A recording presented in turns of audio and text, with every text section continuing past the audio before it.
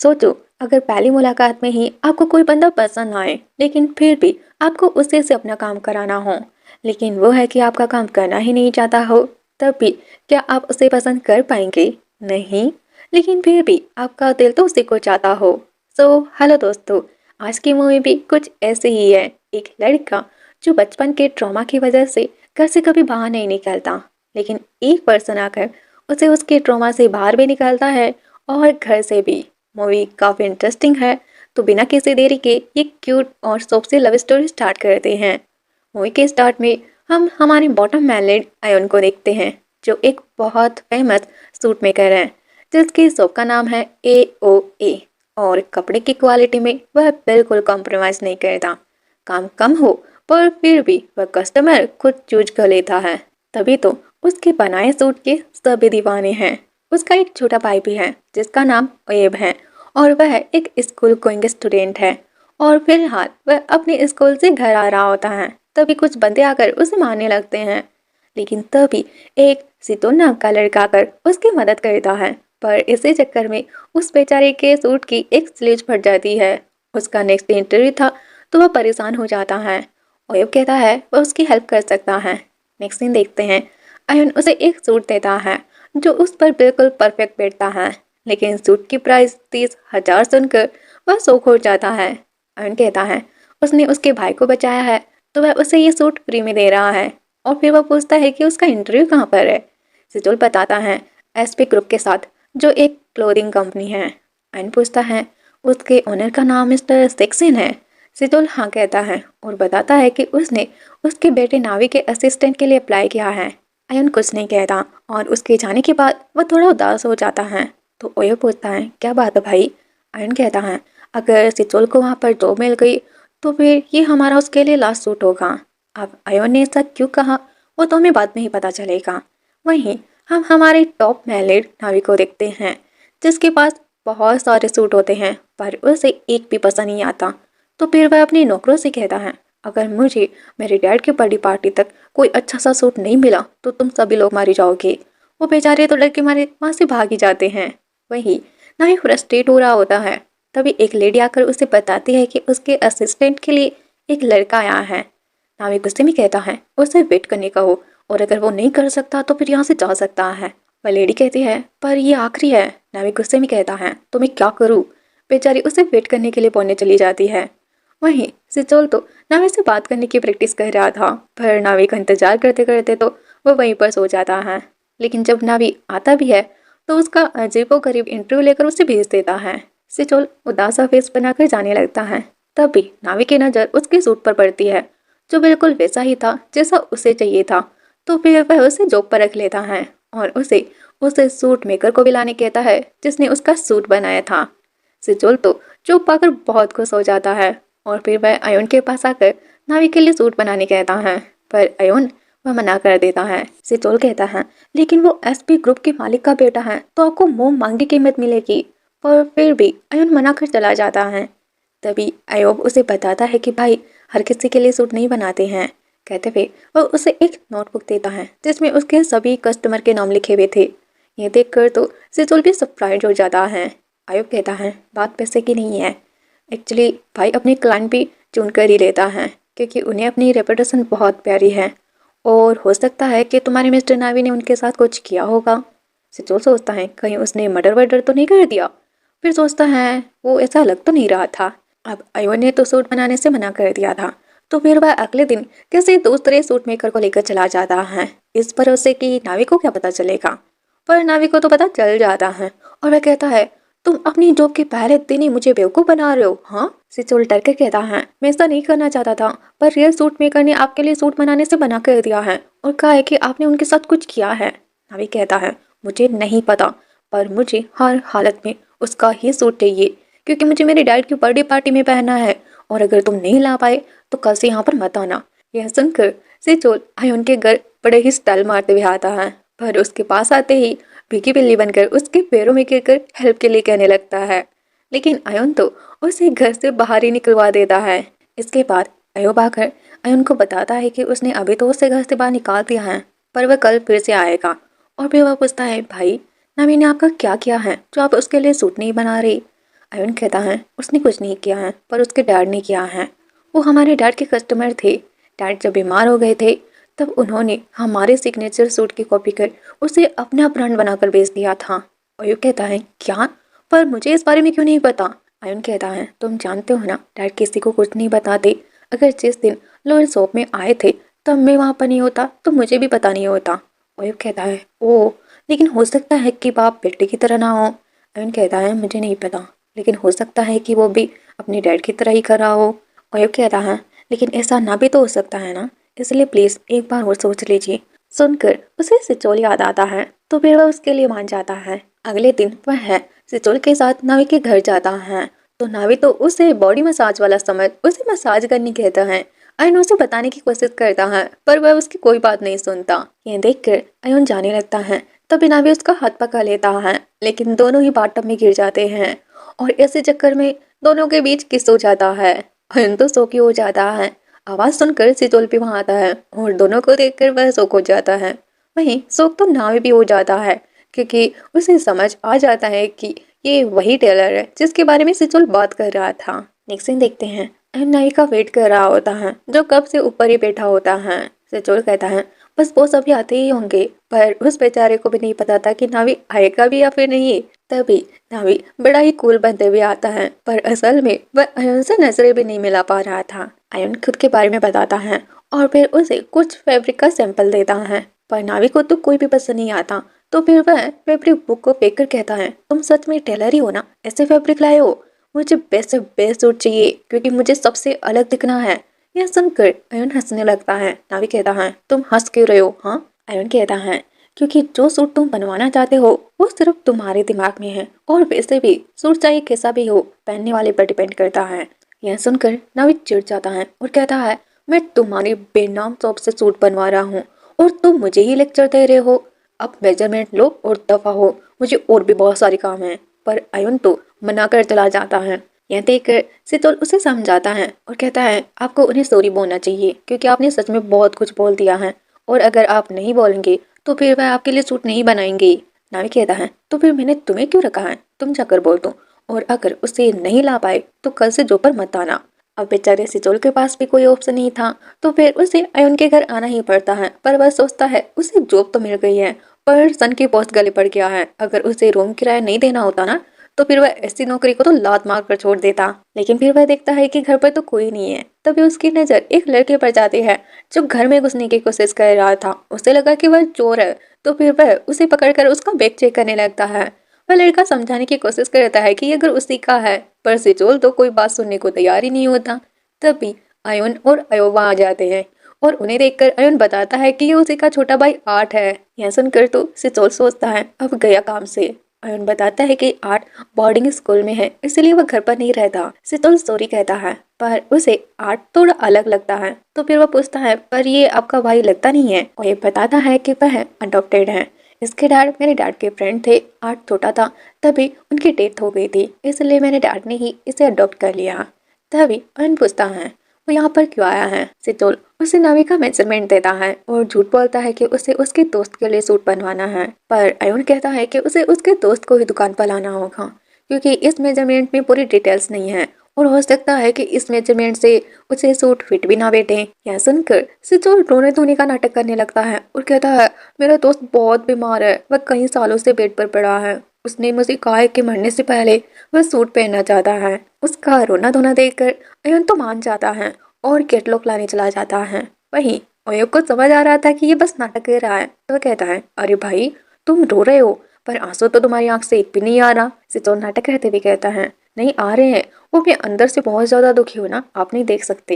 अयन कहता है वैसे तुम्हारा दोस्त बहुत लकी है, मेरा भाई उसके लिए सूट बना रहा है और उसे दुकान पर आना भी नहीं पड़ रहा। तभी अयन आकर उसे एक बॉक्स देता है और कहता है इसमें से वह फैब्रिक बटन और कलर वगैरह सेलेक्ट करके मुझे बता देगा। यह सुनकर सिचोल खुश होकर उसे थैंक यू कहता है और वहां से चला जाता है। अयन अयन से कहता है ये सब क्या था भाई। अयन कुछ नहीं कहता और बस एक स्मित करता है। इसका मतलब उसने कुछ तो कांड किया है और ये सच भी था क्योंकि नावी को बॉक्स बिल्कुल खाली मिलता है और साथ में लिखा होता है तुमने मुझे बेवकूफ समझ रखा है, अगर सूट बनवाना है तो कहीं और जाओ। ये देखकर नावी सिचोल को एक खींच कर मारता है। नेक्स्ट दिन देखते हैं सिचुअल अयन के पास आता है। अयन तो उसे देखकर शॉक हो जाता है क्योंकि उसके सर पर चोट लगी हुई थी। तो पूछता है ये सब किसने किया। सिचुअल कहता है तुमने सूट बनाने से मना कर दिया था ना, तो मिस्टर नावी ने मुझे नौकरी से निकाल दिया और जब घर गया तो कर्जदारों ने मुझे मारा, पर मेरे पास तो उन्हें देने के लिए फूटी कौड़ी तक नहीं है। अयन कहता है तो फिर मैं तुम्हें पैसे दे सकता हूँ।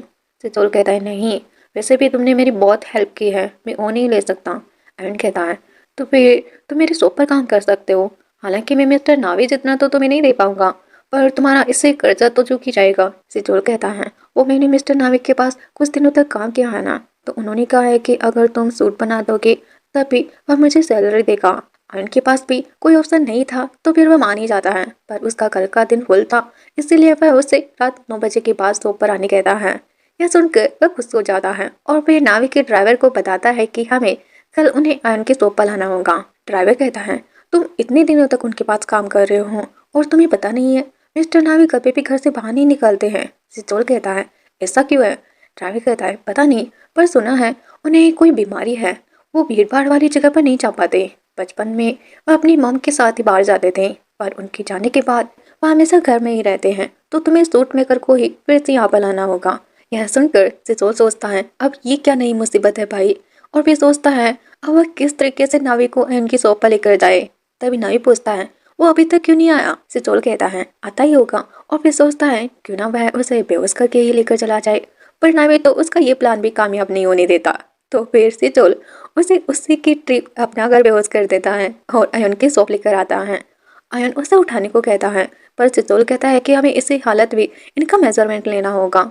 सुनकर वो लोग नाविक का नाप लेने लगते हैं, पर इतने में ही नाविक को होश आ जाता है, और जब उसे पता चलता है कि वह उसके शॉप पर है तो वह घबराने लगता है और वहां से जाने की कोशिश करता है, पर वो लोग उसे जाने नहीं दे रहे थे, और इसी हाथापाई में नावी अयन के ऊपर गिर जाता है और उनका एक्सीडेंटली फिर से किस हो जाता है। अयन तो शौक हो जाता है और उसे दूर धकेलता है, पर नावी वह तो काफी डरने की वजह से बेहोश हो जाता है। इसके बाद फ्लैशबैक का सीन देखते हैं जहाँ कुछ बच्चे नावी को बुली कर रहे होते हैं, और इन सब से वह इतना ज्यादा ट्रोमाटाइज हो जाता है कि उसकी नाक से खून बहने लगता है। लेकिन तभी उसकी मॉम आकर उसे संभाल लेती है। कमिंग बैक टू प्रेजेंट, नावी को फिर से वही ट्रॉमा हिट करता है और उसके नाक से फिर से खून बहने लगता है। ये देखकर तो सिचुल के साथ सभी लोग काफी ज्यादा डर जाते हैं। नेक्स्ट सीन देखते हैं नावी घबरा कर अयन को हक कर लेता है। अयन उसे कंफर्ट करता है और भी कहता है डोंट वरी, सब ठीक हो जाएगा।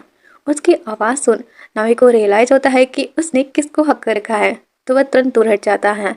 लेकिन रूम देखकर पूछता है मैं कहाँ पर हूँ। अयन कहता है मेरे रूम में, और फिर पूछता है तुम अभी ठीक हो। सिचोल ने बताया तुम घर से बाहर नहीं निकलते, पर मुझे नहीं लगा था सिचुएशन इतनी ज़्यादा खराब हो जाएगी। I am sorry. नावी कुछ भी बोल नहीं पाता, तो अयन कहता है अगर तुम घर जाना चाहते हो तो फिर मैं सिचोल को बुला देता हूँ, पर तभी नावी उसका हाथ पकड़ लेता है और कहता है नहीं, क्या मैं थोड़ी देर यहाँ पर रह सकता हूँ। अयन कहता है हाँ। तभी उसकी नज़र उसके शर्ट के टूटे बटन पर जाती है, तो फिर वह लगाने कहता है, पर नावी मना कर देता है कि वह नया खरीद लेगा। अयन कहता है जब मैं इसे ठीक कर ही सकता हूँ तो फिर नया क्यों खरीदना, कहते हुए वह सामान लेने चला जाता है। वही नावी को यह सुनकर बहुत अच्छा लगता है। इसके बाद वह बटन लगाते हुए पूछता है क्या ये सब तुम्हारे साथ बचपन से होता है। नावी कहता है हाँ, मैं ज़्यादा लोगों के पास नहीं रह पाता, मुझे सांस नहीं आती। अयन कहता है तो फिर तुमने डॉक्टर को दिखाया। नावी कहता है दिखाया था, पर कोई भी मेरा इलाज नहीं कर पाया। और भी कहता है वैसे अच्छा ही है, मैं घर पर अकेला रहता हूँ और मुझे यही पसंद है। अयन कहता है अकेले रहने से ये लोनली फील नहीं होता। नावी कहता है होता है, पर मैं क्या कर सकता हूँ, किसी को अपने साथ बांध कर तो नहीं रख सकता ना। अयन कहता है इसीलिए तुम अपने डैड के सामने बेस्ट दिखना चाहते हो। नावी कहता है हाँ, तुमने बहुत अच्छे से समझा है। तभी अयन के हाथ में निडल चुभ जाती है और नावी उसे अपने मुंह में ले लेता है। यह देखकर अयन तो शॉक हो जाता है और तुरंत हाथ पीछे खींच लेता है। नावी को भी रियलाइज होता है कि उसने क्या कर दिया। अयन तो बहाना मारकर वहां से चला जाता है क्योंकि वह अपनी बढ़ती हुई हार्ट बीट को कंट्रोल नहीं कर पा रहा था, पर उसे भी अच्छा लगा था। अगले दिन अयन और आयो जल्दीबाजी के चक्कर में लेदर नोटबुक वहीं पर भूल कर चले जाते हैं, और आर्ट उसे कपड़ों में छुपा देता है क्योंकि उसकी ओयब के साथ बिल्कुल भी नहीं बनती है। ओयब ने एक बार उसका टर्टल छुपा दिया था और फिर वह गायब हो गया था, तो वह भी उसे बस एक सबक सिखाना चाहता था, पर वह तो गेम खेलने में बिजी हो जाता है। और इसी दौरान आंटी उन कपड़ों को फेंक देती है। आर्ट तो ये देखकर परेशान हो जाता है। तभी अयन और अयब भी आकर उससे बुक के बारे में पूछते हैं। घबरा कर वह सब कुछ बता देता है, पर उसमें नावी का भी मेजरमेंट था। तो अयन से तुलसी फिर से नावी का नाप लेने कहता है। वहीं वह आर्ट को बहुत ज्यादा डांट रहा होता है। आर्ट कहता है, मैंने जानबूझकर नहीं किया, और वैसे भी तो मेरा टटल छुपाया था। ओएब कहता है, पर मैंने उसे जानबूझकर नहीं घुमाया था। उनकी बहस को बढ़ता देख अयन उन्हें रोकता है और फिर ओएब को माफी मांगने कहता है। ओएब कहता है, पर इन सब चीजों को काफी साल हो गए हैं और ये अभी तक उसे लेकर बैठा है। आर्ट कहता है, हाँ, क्योंकि तुम्हारे लिए वो बस एक कछुआ था और मेरे लिए तो पूरी दुनिया थी। यह सुनकर ओएब को भी अपनी गलती रियलाइज होती है, तो फिर वह माफी मांग लेता है। आर्ट भी फिर बुक के लिए उसे माफी मांगता है और फिर दोनों के बीच सब ठीक हो जाता है। वही नावी के डैड उससे काम को लेकर बात करने आए होते हैं। नावी उन्हें उनके बर्थडे पार्टी पर उसके साथ खाना खाने के लिए थैंक यू कहता है, क्योंकि उसकी मॉम के जाने के बाद वह उससे काम के अलावा कोई बात नहीं करती थी। डैड भी कुछ ना कहते हुए उसके शोल्डर पर पेट करके चले जाते हैं, जो नावी के लिए तो बहुत बड़ी खुशी की बात थी, क्योंकि आज तक उसके डैड ने उसके साथ ऐसा कभी नहीं किया। अयन भी नावी के घर आ रहा था तो डैड उसे देखकर काफी शौक हो जाते हैं, पर बिना कुछ कहे वहां से चले जाते हैं। इस तरफ नावी तो खुशी के मारे नीचे ही गिर जाता है। यह देखकर अयन घबरा कर उसके पास आता है। नावी कहता है, आज मैं बहुत खुश हूँ, डैड ने पहली बार काम के अलावा मुझसे बात की है। और नावी की तरह ही ये शायद हर उस बच्चे को फील होता है जिसके पेरेंट्स उन्हें अकेला छोड़ देते हैं अपने काम के चक्कर में। हाँ, काम जरूरी है, पर बच्चों से बढ़कर तो नहीं है। कभी कभी उन पर भी ध्यान दे लेना चाहिए, वरना वो भी नावी की तरह ही बन जाते हैं जो उनके प्यार को तरसते हैं। आई थिंक मैं स्टोरी से कुछ ज़्यादा ही हट गई हूँ, पर ये आज की सोसाइटी की एक हकीकत है जिस पर गौर करना चाहिए। और फिर से नावी का नाप ले रहा होता है। नावी पूछता है, लेकिन तुमने पहले वाला नाप क्यों खो दिया? एन कहता है, वो मेरे भाई से खो गया। नावी कहता है, तुम्हारी सिबलिंग्स की वजह से तुम्हें लोनली फील नहीं होता होगा ना? एन कहता है, हाँ, पर कभी कभी मुझे शांति भी चाहिए होती है। नावी कहता है, तो तुम मेरे घर आ सकते हो, यहाँ शांति ही शांति है। एन कहता है, तुम पागल हो गए हो?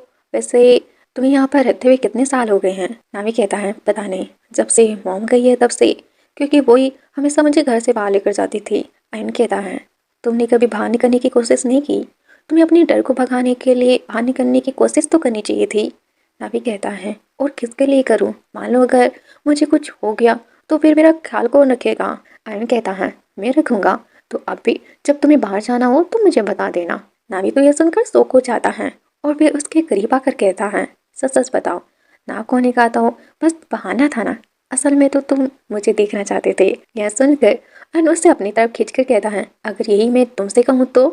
कहते हुए वह नीचे बैठ जाता है, मगर नावी का दिमाग तो कहीं और ही चल रहा था। पर वह देखता है अयन तो बस उसका लेंस साइज ले रहा है।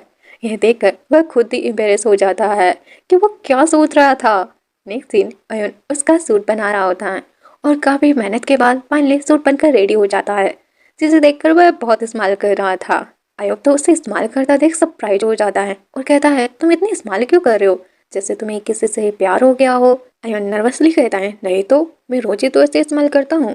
तभी अयब उसे एक न्यूज़ दिखाता है जो उस एक के बेटे की थी, पर वो नावी नहीं था। यह देखकर अयन को नावी की टेंशन होती है, पर नावी तो उसके बनाए सूट को देखकर काफी खुश हो रहा था और उसकी तारीफ भी कर रहा था और साथ में उसके साथ फ्लर्ट भी कर रहा होता है। पर जैसे ही अयन से चुल की आवाज सुनता है, वह नावी को नीचे गिरा देता है जो उसके करीब आ रहा था। ऐसे बेचारे के पेट में पेन होने लगता है।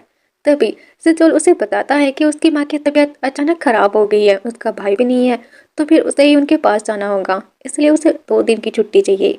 नावी हाँ बोलकर उसे तुरंत भगा देता है, पर जैसे ही अयन उसे उठाने के लिए हाथ देता है, फिर से वह टपक पड़ता है, तो अयन हाथ छोड़ देता है और इससे उसकी हालत खराब हो जाती है। सिजोल भी समझ रहा था कि उनके बीच क्या हो रहा था, तो फिर वह इतना बोलकर चला जाता है कि आज वह बहुत हैंडसम लग रहा है। यह सुन अयन स्माइल करता है और फिर उसे हाथ देता है, पर इस बार नावी उसे अपनी तरफ खींच लेता है।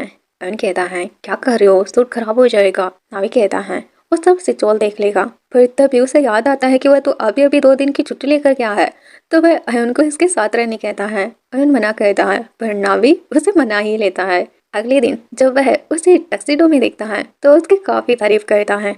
अयन कहता है, ये मैं किसी समवन स्पेशल के लिए पहनना चाहता था। नावी कहता है, क्या वो मैं हूँ? अयन बस स्माइल कर देता है। तभी उसके डैड वहाँ आ जाते हैं और अयन को देखकर सरप्राइज होते हैं। लेकिन पहले तो वह नाविक के सूट की तारीफ करते हैं और फिर अयन के बारे में पूछते हैं। अयन को तो उन्हें देखकर बहुत गुस्सा आ रहा था, पर फिर वह खुद ही कहता है, मैं मिस्टर नाविक का नया असिस्टेंट हूँ। सिक्सन की नजर अयन के अप्रोच पर जाती है, जिसे देख वह गुस्से में अंदर चले जाते हैं। वहीं अयन अपने मकसद में कामयाब हो गया था, फिरोज दिखाने में। नेक्स्ट दिन सभी लोग साथ में लंच करने बैठे होते हैं, पर नाविक की सौतेली मॉम और सौतेला भाई खाना खाने से मना कर देते हैं। नाविक को लगा डैड तो लंच करेंगे, पर वो भी खाना खाने से मना कर देते हैं। ये देखकर नाविक को बुरा लगता है, पर फिर भी वह उनके लिए उनका फेवरेट चॉकलेट केक मंगवाता है। लेकिन तभी सौतेला भाई ताविन बीच में बोल पड़ता है और कहता है डैड ये नहीं खा सकते, उनकी हेल्थ के लिए ठीक नहीं है। नाविक कहता है मुझे भी पता है, तभी मैंने शुगर फ्री बनवाया है, पर डैड भी खाने से मना कर देते हैं और उसे बताते हैं कि वो उसे बस ये बताने आए हैं कि वो उसकी प्रोडक्शन चीफ एग्जीक्यूटिव की पोजीशन को हटाकर थाविन को देने वाले हैं, जो उनका लीगल सन है, और बदले में उसे ये घर और कुछ केस देकर हमेशा हमेशा के लिए रिश्ता तोड़ने कहते हैं। यह सुनकर नवीन तो शोक हो जाता है। तभी अयन उसका हाथ पकड़ लेता है, क्योंकि वह ये शोक बर्दाश्त नहीं कर पा रहा था। लेकिन फिर भी उसके नाक से खून बहने लगता है। अयन उसे संभालता है, पर नवी बेहोश हो जाता है। और वहीं उसके सो कॉल्ड डैड अपनी फैमिली को लेकर बेफिक्र होकर जा रहे थे। अयन आकर उन्हें समझाता है कि नवी उनसे बहुत प्यार करता है, तो उसके साथ ऐसा ना करे। सिक्सन कहते हैं ये मेरी फैमिली है, तो तुम इससे दूर रहो। अयन कहता है लोगों को परेशान करने में आपको बहुत मजा आता है ना, पर जो आज आपने किया है एक दिन आप उसके लिए बहुत पछताएंगे। कहते हुए वह उसकी शॉप का टैग उन्हें देकर चला जाता है और बताता है कि वह मिस्टर आना का बेटा है। सुनकर सेक्सन शॉक हो जाते हैं। वहीं अयन नाविक के पास आता है और उसे संभालता है। नाविक कहता है मैंने क्या किया था, ये मेरे साथ ही क्यों होता है। अयन कहता है हे तुमने कुछ भी नहीं किया है, अगर उन्हें तुम्हारी परवाह नहीं है तो फिर तुम भी उनकी मत करो, क्योंकि तुम उनसे कहीं ज़्यादा अच्छे हो। मगर नाविक फिर भी खुद को नहीं संभाल पा रहा था, तो अयन उसे पीछे से हक करता है और कहता है मैं तुम्हारे साथ हूँ ना, सब ठीक हो जाएगा। कुछ देर बाद जब वह स्टेबल हो जाता है तो अयन उसे फिर से समझाता है और कहता है तुम्हें बाहर जाने की कोशिश करनी चाहिए, देखना सब ठीक हो जाएगा। और अगर तुम बाहर जाना चाहते हो तो फिर मैं तुम्हारी हेल्प कर सकता हूँ। लेकिन नाविक जाने से काफ़ी डर रहा होता है। तभी ओएब अयन को कॉल कर गेस्ट लिस्ट के बारे में पूछता है, क्योंकि आज उसका बर्थडे था। यह सुनकर नावी सरप्राइज होता है। अयन उसे भी आने कहता है, पर नावी मना कर देता है। अयन भी समझ रहा था, तो फिर वह उसे फोर्स नहीं करता। नावी का भी जाने का मन कर रहा था, इसलिए वह सेजोल को कॉल कर कुछ सामान मंगवाता है और फिर खुद अपने हाथों से अयन के लिए गिफ्ट रेडी करता है। सेजोल तो उसके बाहर जाने की बात सुनकर ही शॉक हो जाता है, क्योंकि वह जानता है आगे क्या होने वाला है। और ये सच भी था, नाविक की हालत सच में खराब होने लगती है। लेकिन अयन के साथ लड़की को देखकर तो उसका सारा डर ही चला जाता है, और बाद में उसे पता चलता है कि वो लड़के तो अयन की गर्लफ्रेंड है। यह सुनकर नावी और उसकी गर्लफ्रेंड झंझाव के बीच एक कॉल्ड वॉर छिड़ जाती है, अयन को अपना प्यार दिखाने की। पर जब उनकी शादी की बात उठती है तो नावी बर्दाश्त नहीं कर पाता और जाने लगता है। तभी अयन उसका हाथ पकड़ मेजरमेंट लेने का बहाना कर उसे अंदर लेकर आता है और बताता है कि वो उसे झंझाव के बारे में नहीं छुपाना चाहता था। नावी कहता है हे हम कोई रिलेशनशिप में नहीं है जो तुम्हें मुझे बताने की जरूरत है, लेकिन तुम जानते हो मैं तुम्हारे लिए क्या फील करता हूँ। अयन कहता है मुझे नहीं पता, पर मैं तो तुमसे प्यार करने लगा हूँ। कहते हुए वो उसे किस करता है और फिर उसके साथ ही रहने कहता है। नावी कहता है और फिर तुम्हारी उस गर्लफ्रेंड का क्या होगा, इसे और कॉम्प्लिकेटेड मत बनाओ, तुम मुझे पसंद करते हो, मेरे लिए बस इतना ही काफी है। कहते हुए वह जाने लगता है। तभी अयन उसका गिफ्ट खोल कर दिखता है, जो एक बर्ड था। तो वह पूछता है तुमने बर्ड ही क्यों दिया। नावी कहता है क्योंकि ये तुम्हें रिप्रेजेंट करता है, तुम्हारी वजह से ही मैं बाहर आ पाया, पर अब इसका कोई मतलब नहीं है। यह सुनकर अयन को भी बुरा लगता है और वह बस उसके दिए गिफ्ट को ही देख रहा होता है। तभी चांजाओ आकर पूछती है तुम नीचे क्यों नहीं आए। अयन झूठ बोलता है कि उसे डीजी फील हो रहा था। चांजाओ बताती है कि उसके डैड एंगेजमेंट रिंग के लिए बोल रहे हैं और उन्होंने तो अपॉइंटमेंट भी बुक कर ली है। अयन कहता है एंगेजमेंट और शादी बहुत बड़ी जिम्मेदारी है और अभी मैं उन सब के लिए रेडी नहीं हूँ। चांजाओ कहती है तो फिर तुम कब रेडी होंगे, अब तो हम लोग बड़े भी हो गए हैं, और अगर तुम्हें मेरे साथ रहना ही है तो फिर एंगेजमेंट करना कोई बड़ी बात नहीं है, या कहीं अब तुम मुझसे प्यार ही नहीं करते। उनके पास इसका कोई जवाब नहीं होता, तो फिर वह हेडेक का बहाना करता है। चांजाओ पेन किलर लेने बोलकर चली जाती है, और अगले दिन वह उसे अपने एक फ्रेंड के बारे में बताती है जो उसके साथ काम करना चाहता है, पर उसके लिए उसे इंग्लैंड जाना होगा। एंड कुछ नहीं कहता, तो फिर वह एंगेजमेंट की बात करने लगती है। लेकिन अयन फिर से मना कर देता है। चंजाओ फ्रस्ट्रेट हो जाती है और फिर वह कहती है, मुझे बस सच बता दो, तुम मुझसे एंगेजमेंट करना भी चाहते हो या फिर नहीं, ताकि मैं कम से कम तुम्हारा वेट तो ना करूं। अयन कहता है, अगर तुम नहीं करना चाहती तो फिर मैं तुमसे नहीं करूंगा। तभी उसके पास सितोल का कॉल आ जाता है, जो उसे बताता है कि नाविक कमरा बंद करके बैठा है, नहीं तो वह खो रहा है और नहीं खाना खा रहा है। वहीं दूसरी तरफ नाविक तो चंजाओ के बारे में ही सोच सोच कर परेशान हो रहा होता है। तभी उसे अयन के दरवाजा पीटने की आवाज सुनाई देती है। फ्रस्ट्रेट होकर वह दरवाजा खोल देता है और उसे वापस जाने कहता है, पर अयन तो उसे आते ही किस करने लगता है। ये देखकर नाविक भी रिस्पॉन्स करने लगता है और वे दोनों एक ब्यूटीफुल नाइट स्पेंड करते हैं। इसके बाद अयन उसे बाहर लेकर आता है। नाविक आना नहीं चाहता था, पर फिर भी वह उसे एक रेस्टोरेंट लेकर आता है और उसके लिए कॉफी लाने जाने लगता है। नाविक उसे जाने से मना करता है, पर अयन उसे थोड़ी देर रुकने बोलकर चला जाता है। लेकिन इसी बीच नाविक काफी ज्यादा डरने लगता है और एंजाइटी के मारे वह बाहर निकल जाता है। तभी कुछ लड़कियां उसके पीछे पड़ जाती हैं, लेकिन नाविक को तो वो उसके बचपन की बुली बच्चों की तरह लग रही थी और इसी चक्कर में वह पानी में गिर जाता है। लेकिन तभी अयन आकर उसे बचा लेता है और काफी मेहनत के बाद उसे होश आ जाता है। अयन चेक करता है कि अब उसके हार्ट बीट उतनी फास्ट नहीं है, तो फिर वह उसे बाहर आने कहता है और फिर उसका हाथ पकड़ कहता है, अगर तुम्हें डर लगे तो तुम मुझे बता सकते हो, आई प्रोमिस मैं हमेशा तुम्हारे साथ रहूंगा। तभी नाविक को उसकी गर्लफ्रेंड का याद आता है, तो वह कहता है हमें यहीं पर सब खत्म कर देना चाहिए। अयन उससे समझाने की कोशिश करता है कि वो चंजाओ को पसंद नहीं करता, लेकिन नाविक वो बीच में ही बोल पड़ता है, तो मेरे साथ इतना अच्छा बनने की जरूरत नहीं है, वरना मुझे लगेगा तुम मुझ पर दया कर रहे हो। अयन कहता है, पर मैंने ऐसा कभी नहीं सोचा है। नाविक कहता है, कर जाओ, और तुम्हें क्या लगता है मैं तुम जैसे सूट मेकर को पसंद करूंगा? यह सुनकर अयन तो सो के रह जाता है। वहीं ओएब आर्ट को फिर से एक टटल देता है, जिसे देख वह बहुत खुश हो जाता है। तभी अयन वहां आ जाता है, जो काफी ज्यादा सेट लग रहा था। तो ओएब पूछता है, तुम ठीक हो? अयन हाँ बोल देता है। ओएब कहता है, तो कल तुम्हारा रिंग सिलेक्शन कैसा रहा? अयन हेजिटेट करते हुए कहता है, ओ हमने ब्रेकअप कर लिया। यह सुनकर तो वह भी शौक हो जाता है। दरअसल कल जब सिसोल ने कॉल कर नाविक के बारे में बताया था, तो वह चंजाओ को जाकर बोल देता है कि वह उसे एंगेजमेंट नहीं कर सकता। चंजाओ को बुरा लगता है, पर बचपन की दोस्त भी थी, तो फिर वह ज्यादा कुछ नहीं बोलती और चली जाती है। अयन सेट होकर बैठा था, तभी चंजाओ उसके पास किसी निक नाम के बंदे का ईमेल आईडी भेजती है और बताती है कि उसकी इंग्लैंड में शॉप है और उसे तुम्हारा काम बहुत पसंद आया है, तो तुम उससे बात कर सकते हो। नेक्स्ट सीन सितोल अयन से मिलने आता है और उसे बताता है कि नावी ने सभी लोगों को नौकरी से निकाल दिया है और उनकी सैलरी भी नहीं दी है, तो उसे अब पार्ट टाइम जॉब करना पड़ रहा है। और भी कहता है, मिस्टर नावी तुम्हारे साथ बहुत खुश रहते हैं, तो प्लीज़ उनके साथ रहना और उनका ख्याल रखना। अयन कहता है, पर वो मेरे साथ नहीं रहना चाहता और वैसे भी मैं बहुत जल्द इंग्लैंड जाने वाला हूँ। सुनकर सितोल सरप्राइज हो जाता है और तुरंत आकर नावी को भी बताता है कि अयन इंग्लैंड जा रहा है और उसने चंजाओ से ब्रेकअप भी कर लिया है। यह सुनकर तो वह भी शौक हो जाता है। सितोल कहता है, प्लीज उनके पास जाइए, वरना आप फिर से अपने चाहने वाले को खो देंगे। यह सुनकर वह घर से जैसे ही बाहर निकल रहा था, तभी थवीन वहां जाता है और उसे बाहर जाता देख उसे टोंट कसता है, तुम सच में बाहर जा रहे हो? अब तुम्हें लोगों से प्रॉब्लम नहीं होगी? हाँ। नावी उसके कॉलर पकड़ कहता है, मैं क्या करता हूँ इससे तुम्हें कोई दिक्कत नहीं होनी चाहिए, और डैड ने ये घर मुझे दिया है, अगर तुमने कुछ भी किया तो फिर रोते हुए अपनी मॉम के पास जाओगे। थाविन कहता है, तुम्हारी हिम्मत कैसे हुई मुझे ये सब कहने की? मैं डैड को जाकर बोल दूंगा। नावी कहता है, ओ तुम भूल गए मेरे डैड तो मर चुके हैं। यह सुनकर वह शौक हो जाता है।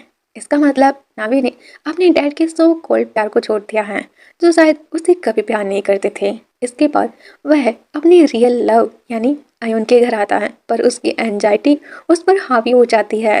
पर जैसे तैसे करके वह अयन के पास पहुंच जाता है। अयन तो उसे वहां पर देखकर शौकी था, लेकिन पहले वह उसे शांत करता है।